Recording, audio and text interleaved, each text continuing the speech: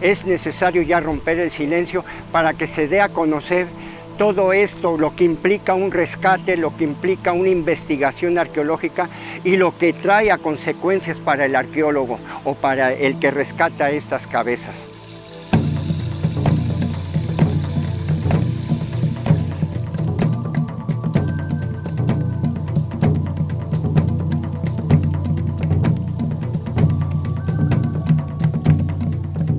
¿Cuántas veces llegamos al museo y vemos las piezas como esta cabeza olmeca? Bueno, esta es una réplica, las cabezas originales. Vemos piezas de alto tonelaje como de 10 hasta 15 toneladas, 20 toneladas, que son las cabezas olmecas. Pero alguien se ha preguntado, ¿cuál fue su proceso de recuperación? ¿Quién las trajo? ¿Quién fue?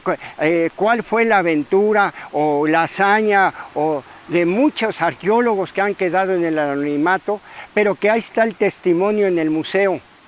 Los olmecas se desarrollaron sobre vertientes de ríos como el Coatzacoalcos, el río Chiquito, y sobre manglares, pantanos, y en épocas de lluvia prácticamente eran una isla.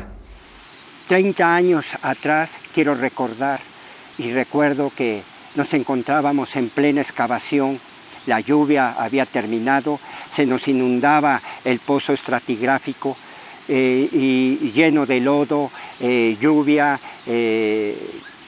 cansados, y me encontraba un poco preocupado porque los reportes tenía yo que dar diario, era de que no la encontraba.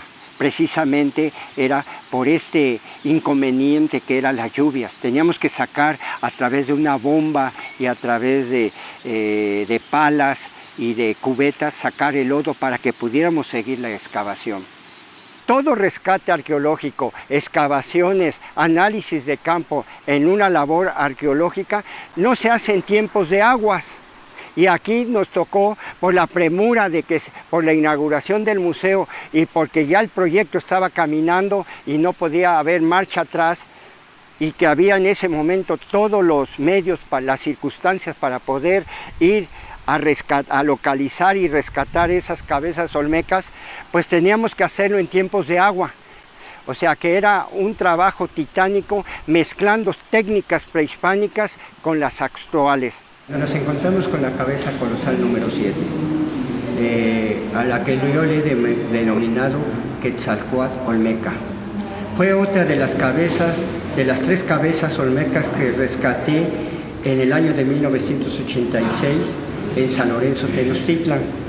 La maniobra de sacar esto, obviamente el descubridor fue el arqueólogo Francisco Beberido, paz descanse, acaecido el 5 de enero de 1993. Él la descubrió, pero no vio, vamos a ver en la parte posterior, 16 plumas que porta el sacerdote olmeca. Este sacerdote está muy erosionado. 16 plumas quiere decir que son 4 veces, y llega a ser un tlatoani. El hombre histórico encarna lo divino, la parte divina que es Quetzalcóatl.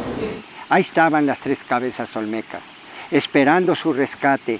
Hubo helicópteros, entró la grúa en tiempos de agua, con un tractor, con tirfos, duró casi, fue un viacruces de sacar esa cabeza, que es la más pequeña, que son 5 toneladas, duró casi 12 horas su rescate para ponerla arriba y después ponerla en el kiosco de San Lorenzo Tenochtitlan, en una fiesta con el ritmo de la bamba y los niños echando porras.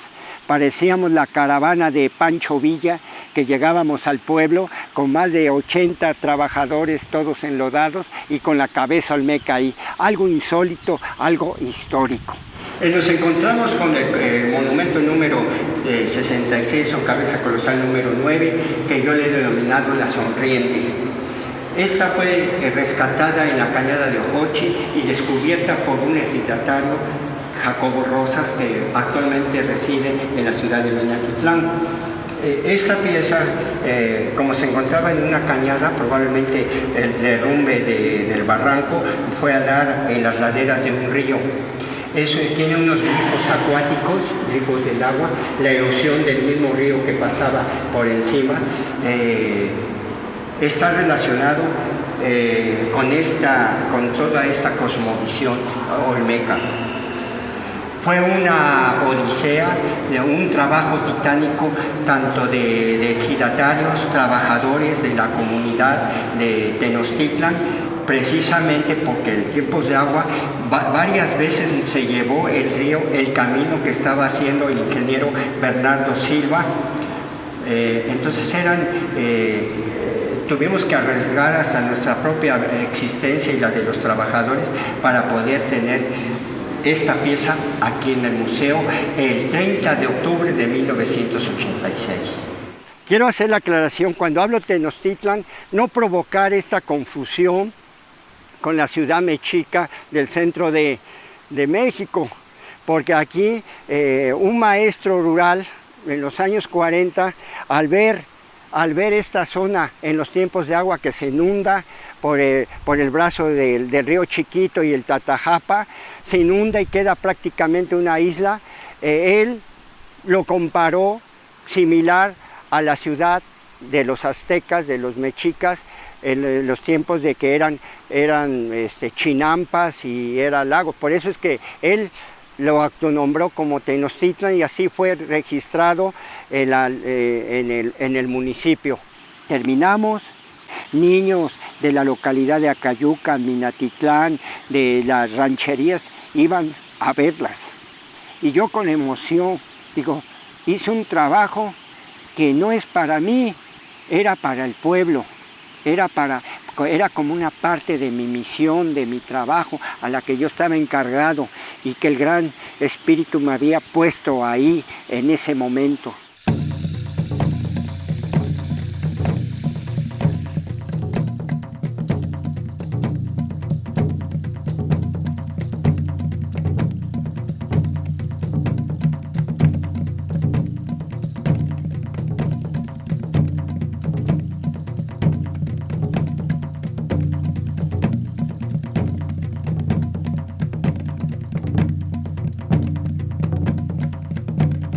¿Cómo nace este proyecto del rescate? Es a partir de la construcción del nuevo edificio del Museo de la Ciudad de Jalapa en el año de 1986, cuando surge la imperiosa necesidad de promover, rescatar y difundir y recuperar todo este patrimonio cultural del estado de Veracruz, como es la cultura huasteca al norte, en el centro la cultura totonaca y al sur la olmeca. Esta es la meseta topográfica de San Lorenzo y de la Venta. Y dentro de San Lorenzo se han descubierto hasta la fecha 10 cabezas olmecas en la actualidad. Nos encontramos con la cabeza colosal número 1, conocida arqueológicamente como el Rey. Fue descubierta en el año de 1945 por el antropólogo Stirling en el proyecto National Geographic. Esta pieza es un testimonio real de lo que vengo planteando sobre la teoría difusionista. Esta es una prueba de que tenemos el rasgo de color negro de la población africana. Labios gruesos, nariz ancha, pómulos salientes y pues obviamente son africanos.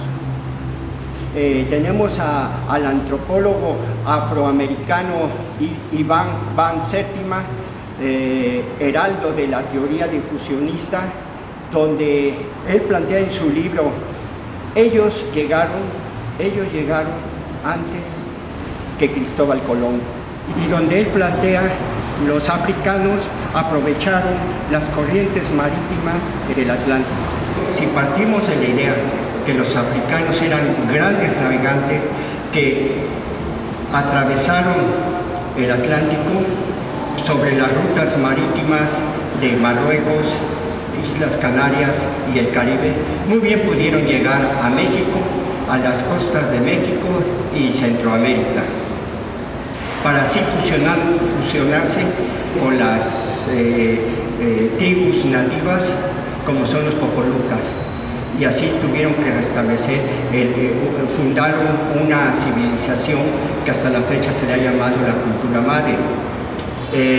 Estos egipcios tenían una filiación nubia, fenicia, por eso es que tenemos las semejanzas, ustedes pueden ver el tocado faraónico, que es el rasgo de este sacerdote, de este personaje, no es la de un hombre de color negro, sino que también es la de un fenicio.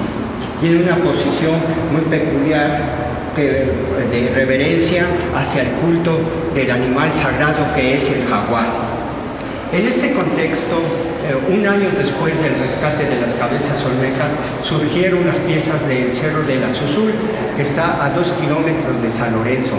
Estaban los gemelos preciosos, que se le ha denominado con su tocado faraónico, pero era también un culto hacia el jaguar.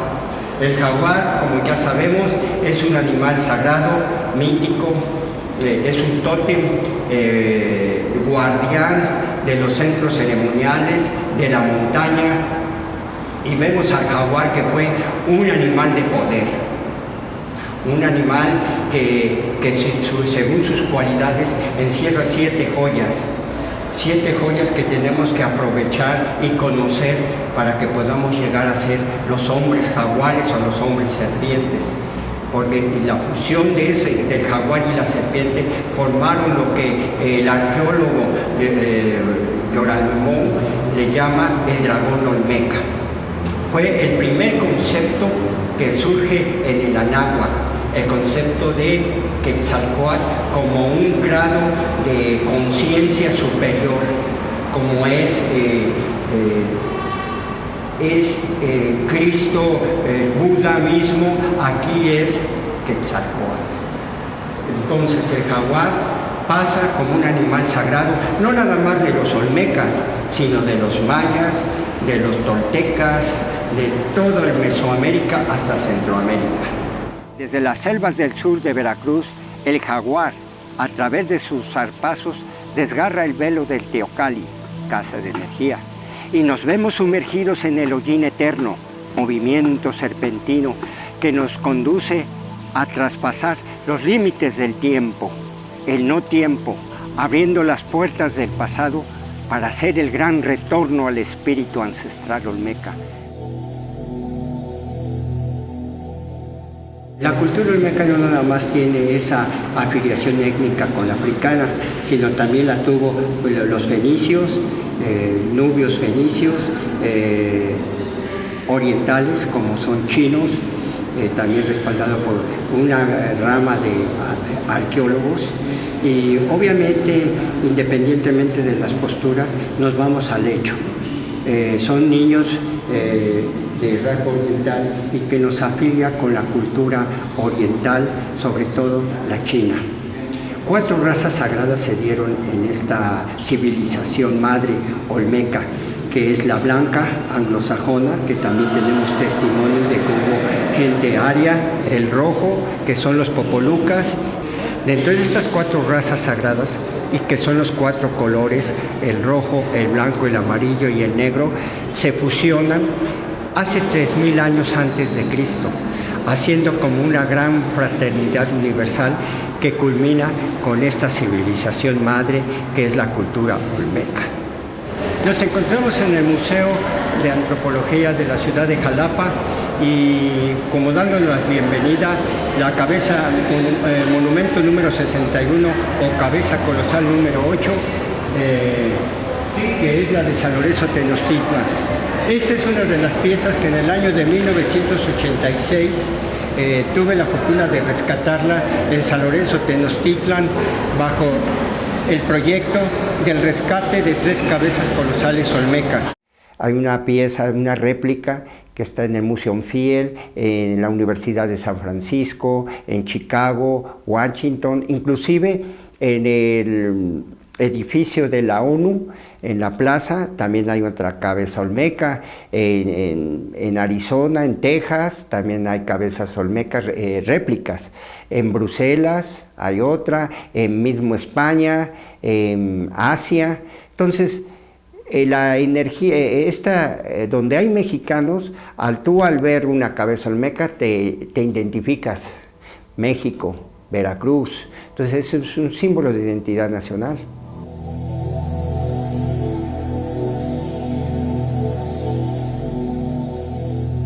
Bueno, hay un adagio que dice que lo que va a ser para ti te llega y lo que no hasta de las propias manos se va.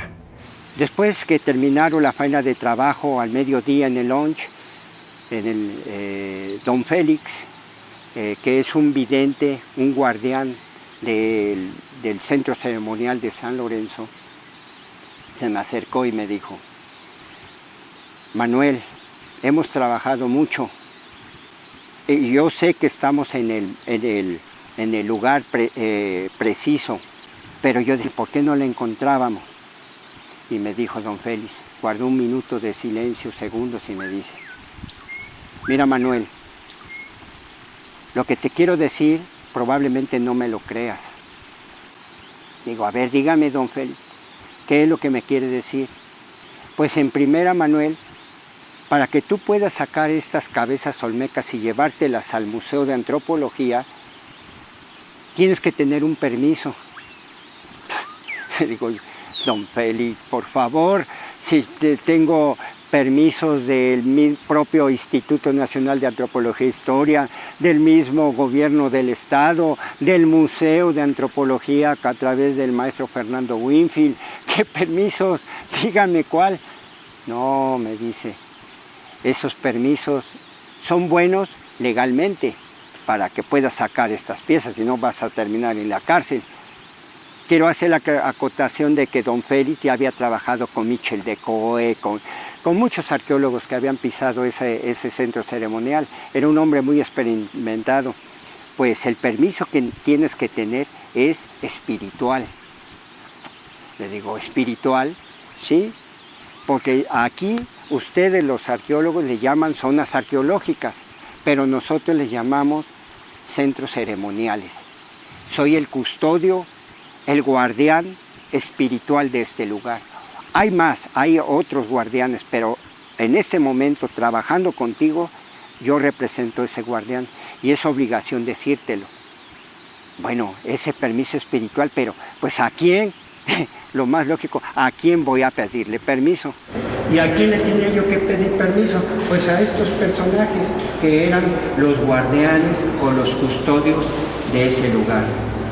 Dentro de la región tenemos una tradición y que todo el mundo los conoce, que son los chaneques. Los chaneques, bueno, yo ya había oído por la antropología que son los elementales de la tierra y del agua, o los tlaloques también los conocen en otra parte. Bueno, el permiso consiste en ofrecerles a través de una ofrenda comida, licor y tabaco. Bueno, ahora pues tienes que hacer una ofrenda, un rezo. Pues yo en realidad, en ese tiempo, el desconocimiento de la tradición, pues yo no conocía nada. Son 30 años atrás y digo yo, bueno, en esa cañadita que ves a un lado, porque sí había una cañadita de un rachuelo, que como un nacimiento decía, ahí vas a tener que hacer tu ofrenda, pero tú solo, eso ya es tu trabajo. En ese tiempo pues me incliné, le deposité el tabaco, la comida y el licor, y cabe duda que 20 después de haber hecho esa ofrenda, mágicamente pues aparece el rostro de la cabeza colosal número 8. Eran las 5 o 6 de la tarde, me acuerdo. Todos quedamos estupefactos, anonadados de ver sendo rostro. Era algo inexplicable, mágico, que yo me quedé sin palabras, mis botas llenas de lodo. Fue una experiencia que poco ser humano, cuando entrega su corazón, su vida, su pasión, no, ya no puedo. Encuentras esa experiencia, ese retrato de 3000 años antes de Cristo, yo estaba ahí con él. Yo en ese momento yo no sabía qué iba a representar en mi vida, qué me iba a traer, qué era eso. Yo no lo sabía, yo sabía que la habíamos encontrado y era regocijo, pero yo no tuve palabras. Fue algo trascendental, que ahí fue el inicio de este acontecimiento y experiencia tras experiencia que cambiaron mi modo de pensar. Pero eso no terminó ahí la historia, era apenas el inicio de la vida, de los acontecimientos trágicos. ¿Quién iba a pensar que yo iba a vivir las experiencias de mi colega Lord Carnarvon, el inglés arqueólogo Lord Carnarvon, el descubridor de la tumba de Tutankamón en Egipto? ¿Quién iba a pensar que yo iba a tener los mismos efectos de pulmonía y de una enfermedad que nada más me iba yo disminuyendo? Falta de apetito, alucinaciones, temblores de 40 a 42 grados que temblaba yo de escalofrío y después venían alucinaciones. Así fue el proceso hasta que un día casi ya no la...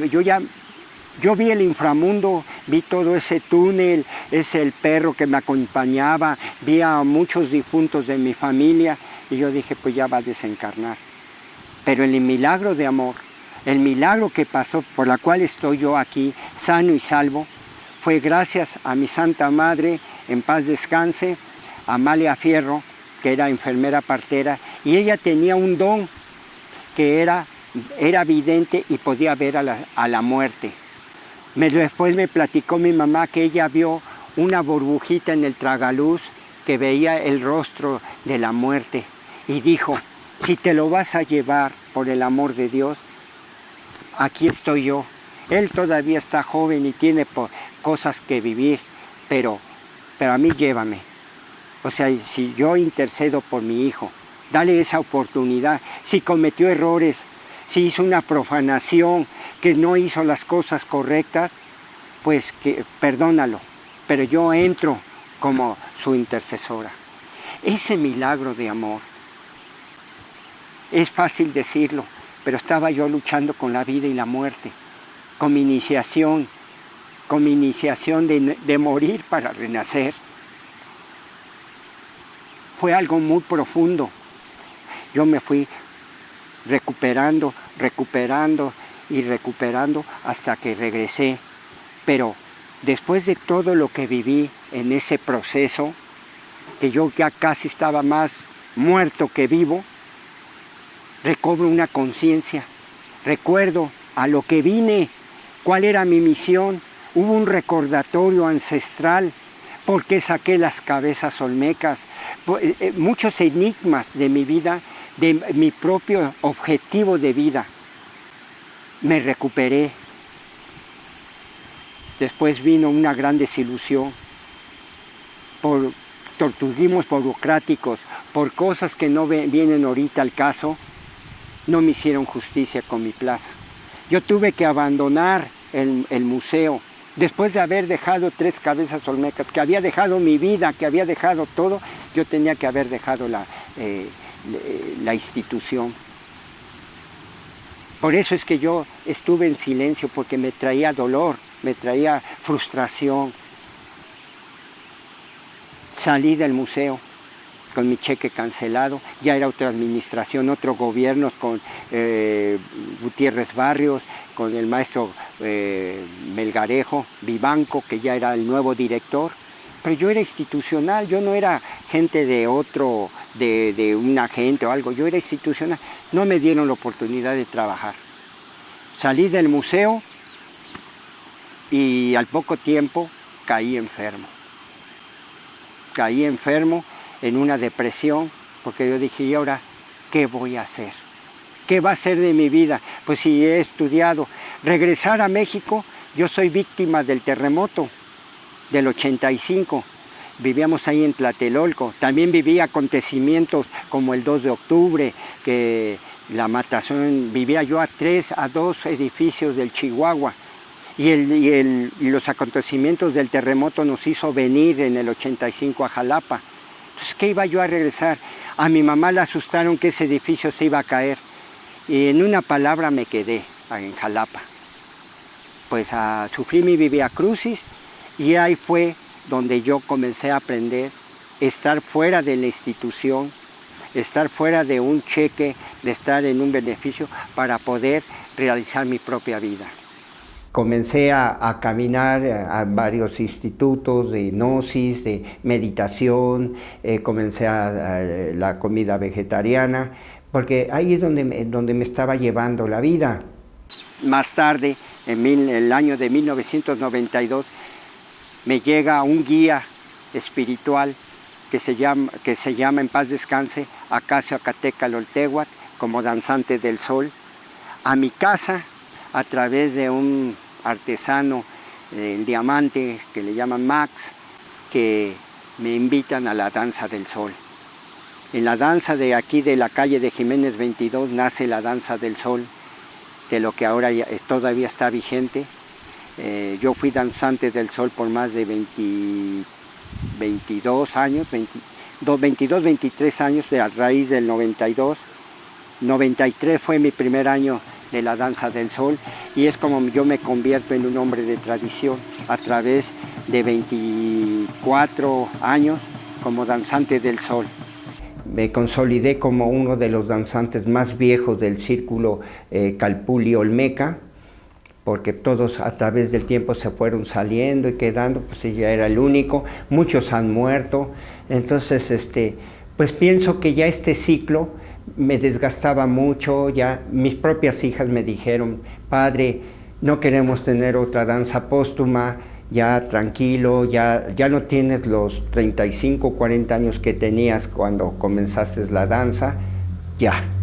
Y decidí dejar la danza, pero en ese año, al año posterior que yo dejé la danza, fui de visita, porque yo seguí yendo de visita, de invitado, y puse mi tienda de campaña cerca del río de ahí de Rancho Viejo, un río muy bonito, un lugar, es un paraíso, y ahí fue donde me llegó la visión, el mensaje de la danza. 4 días estando cerca del agua, oyendo el agua, levantándome temprano a las 6 de la mañana para ir al temazcal de invitados, y después nunca había yo disfrutado el campo, nuestro campo, porque siempre estaba yo en el rezo, en la ofrenda, en todo esto que me apartaba de la contemplación.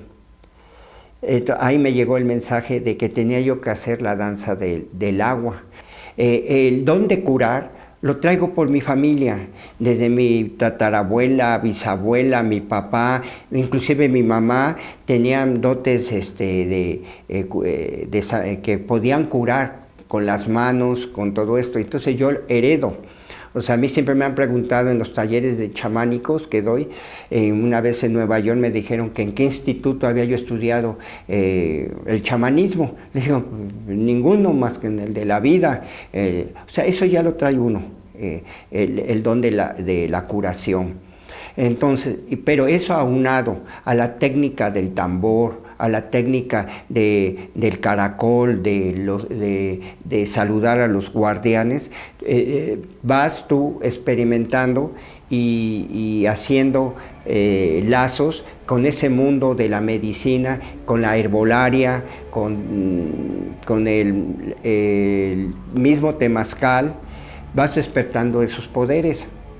Eso es lo que nosotros hacemos en una de las actividades del Calpulli, Quetzalcóatl Olmeca, de dar talleres chamánicos, donde la gente comienza a iniciarse, que sepa ver las enseñanzas de lo que es el tambor, lo que es el camino del guerrero, lo que es la sanación, despertar tu sanador interno, qué es el ensueño, a través de la danza, a través de la meditación, a través de tu alimentación. O sea, hay tantas cosas que se pueden, que tratamos en los talleres. Pero eso pues también lo puede platicar pues mis hijas, que también son las que me apoyan en el Calpulli. Nosotros creamos un calpulli familiar. Este calpulli pues es una asociación creada por nuestros miembros de la familia, mis papás, mi hermana, mi sobrino y yo, principalmente, ¿no? Porque hay gente afiliada a este grupo que tiene como intereses en común con nosotros, ¿no? Nuestro objetivo principal es que a través de la investigación, del estudio, de la difusión, del rescate, de un legado, de un patrimonio cultural de las culturas prehispánicas, se vincule con la sociedad para que de esta manera la gente pueda entrar en contacto con una filosofía, con un legado ancestral que nos dejaron pues la cultura prehispánica, las culturas precolombinas. Bueno, yo me integro a la tradición desde que era muy chiquita, desde muy pequeñita, porque mi padre siempre fue de hacer ceremonias, de tocar el caracol. En la misma escuela hacíamos representaciones de contextos prehispánicos, en las cuales participábamos. Y así, o sea, toda la vida íbamos a las danzas cada año. Estaba, pues, era parte o es parte de mi cotidianidad todos los días. Desde muy chicas estuvimos en contacto con la cuestión de la tradición, de una tradición que es la danza del sol, la cual se entremezcla con la cultura del norte, las culturas lakotas, sioux, también con las asentadas en lo que ahora es México, que fueron las culturas prehispánicas. La danza del agua es una danza que se basa teóricamente y mitológicamente en la cultura olmeca. Yo aquí estoy portando el traje de la danza del agua. Como pueden ver, pues tiene un grifo de un caracol relacionado con el agua y pues también un tocado, bueno, adornos que le puse de conchas y de caracoles. Asimismo la falda, que cuenta con los colores sagrados, que son los 4 colores sagrados, las 4 razas, rojo, negro, amarillo y blanco, y el color azul, que pues representa lo acuático, representa el agua. En la danza del agua yo participo siendo danzante. Trato de colaborar con toda la organización, porque una danza está atrás de esa danza, hay mucha organización, mucho tiempo de ponernos de acuerdo, de ver los lugares, de ver nuestros trajes, de practicar los cantos, de prepararnos físicamente, mentalmente y espiritualmente para la danza. Mi papel principalmente es el de organizar, hacer contactos también con otros grupos de danza en otros lugares, de aquí de México y del extranjero. Entonces trato de hacer esa labor de conexión y comunicación. Tenemos un temazcal de cada 8 días en la casa particular, lo hacemos, baños medicinales. El temazcal del Calpulli Quetzalcóatl olmeca, que lleva por nombre Temazcal Quinich, rostro del sol, engloba tanto la cuestión pues terapéutica, pero también la parte ceremonial. Para nosotros es un ritual y lo hacemos como tal, no es una ceremonia, es un ritual con ciertos pasos, por decirlo así, que son una dinámica, pero una dinámica con un sentido sagrado, sacro. Todo es muy sagrado, con instrumentos. Se forma el grupo de personas y bueno, pues adentro se hacen cantos, utilizamos las plantas medicinales con la medicina que le echamos a las piedras. Hay que pedir permisos, hay que limpiarnos antes de entrar, es decir, entramos a un lugar muy sagrado donde se consideraba el temazcal como el vientre de la madre tierra. Entonces, los que entramos, la gente que entra, pues entra a renacer, entra a sanarse en el aspecto corporal, físico, pero también curarse por dentro, curarse espiritualmente, curarse del corazón, ¿no? Que es donde radica la raíz de muchas de las enfermedades que el ser humano padece. Y bueno, es todo un ritual que es más profundo, pero pues a grandes rasgos eso nuestros abuelos le llamaban la casa de sudoración. Entonces es un temazcal terapéutico, tanto mente, cuerpo y espíritu. 2017 representa el rugido del jaguar, que es una metáfora que significa rompiendo el silencio. 30 años fuimos sigilosos, silenciosos, para dar a conocer este proyecto, puesto que siempre era a través de periodistas y de reporteros que de alguna manera no captaban realmente el mensaje, la esencia de lo que ahora, 30 años después, queremos dar a conocer, el Club de los Proscriptos. Entonces los Olmecas ya es parte de mi vida, y no nada más mía, sino hasta de la familia. ¿Por qué? Porque es algo muy hermoso, muy simbólico, y que a través de los Olmecas he podido encontrar mi realización, mi evolución como ser humano.